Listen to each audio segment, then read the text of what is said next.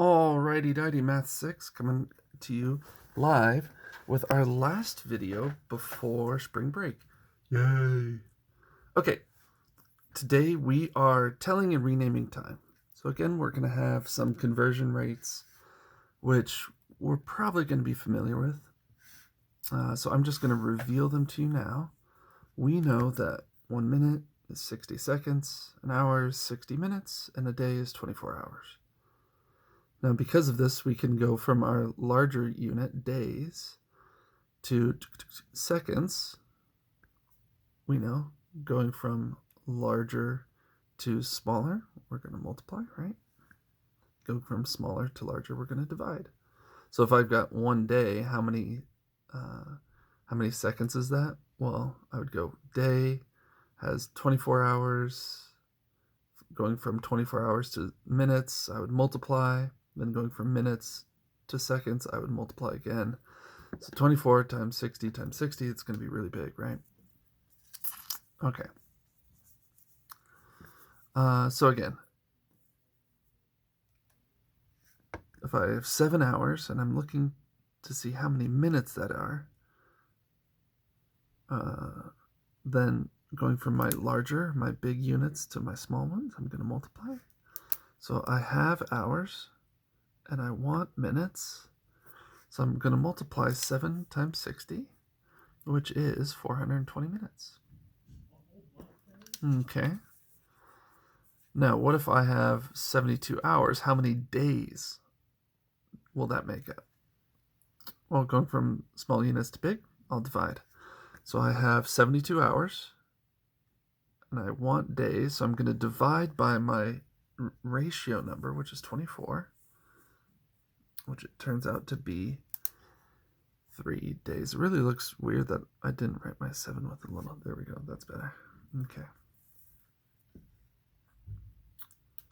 I know I'm kind of jamming through this, but this is a lot of what we've seen before. We're now just applying it to time, not just our other ones.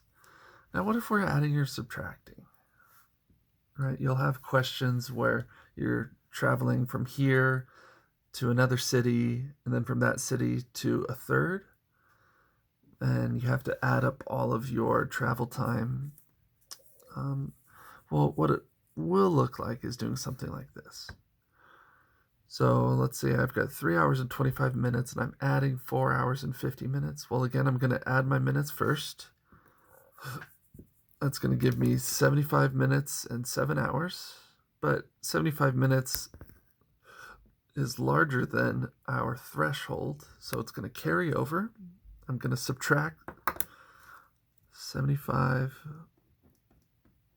minus 60, which equals 15.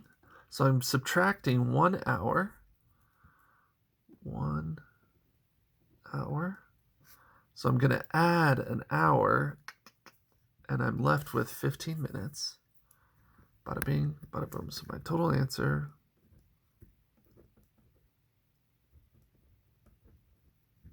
is 8 hours and 15 minutes. And again, if I were subtracting, so let me rewrite this. 23 hours and 30 minutes minus, let's see, 16 hours and 40 minutes. And we're subtracting. Well, I can't subtract 40 from 30, so that's why I need to borrow. So when I borrow 1 from here, I'm going to be left with 22 hours. But I'm not just adding 1. I don't need to subtract 10 from here, right? Because there's more minutes, more than 1 minute in an hour. There's 60, so I'm adding 60 here. So this becomes 90.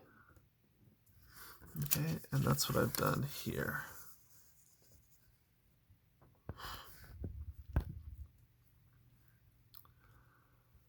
So 90 minus 40 is 50. 22 minus 16 is 6. Okay. And that's it. Those are your notes for today. This would have been plenty of time to do work in class. Ava, I probably would have asked you not to lean back in your chair. And Izzy, I'm sorry I didn't tell you what the color of the notes were. And Ray, yes, I probably would have asked you to stop talking with Andreas. But guys, I miss you a lot. I hope you're doing well. I also hope that you enjoy your spring break. May it be restful. May you guys stay healthy, happy, and whole. Love you guys so much, and I will be talking to you soon. Bye.